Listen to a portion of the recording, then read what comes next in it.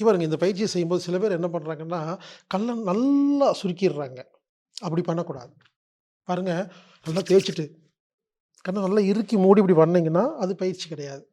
அப்ப என்ன பண்ணணும், கண்ணு வந்து இங்க சுருங்கக்கூடாது.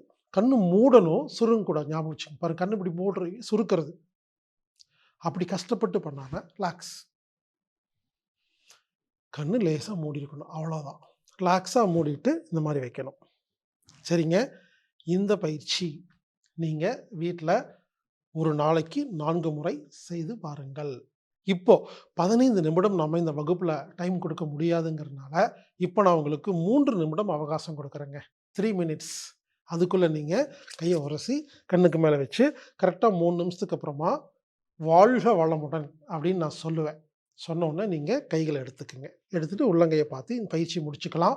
இது ஆன்லைன் கிளாஸ் அப்படிங்கிறனால, இங்க வந்து உங்களுக்கு 3 நிமிஷம் மட்டுமே அவகாசம் கொடுக்கிறேன். நீங்கள் வீட்டில் செய்யும் பொழுது, இந்த பயிற்சி உண்மையிலேயே செய்வது 15 நிமிடம் தொடர்ந்து நல்லா கவனிங்க. ஒரு 2 நிமிஷம் கழிச்சு எடுத்துட்டு, பிரிச்சுட்டு அப்படியெல்லாம் கிடையாதுங்க. தொடர்ந்து 15 நிமிடம் அப்படியே இருந்துட்டு, கைய எடுக்கவே கூடாது. கவனமெல்லாம் அந்த கண்கள்ல இந்த மாரி கண்ண மூடும் பொழுது, அங்க ஒரு கலர் தெரியும். கண்கள் மூடிய நிலையில் ஒரு நிறம் தெரியும். அத அப்படியே வேடிக்கை பார்த்துட்டு அமைதியா தியானம் பண்ணிட்டுருங்க.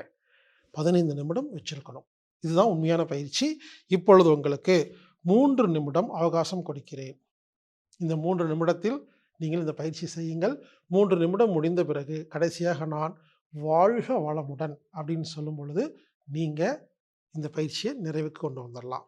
ரெடி? ஆரம்பிங்க.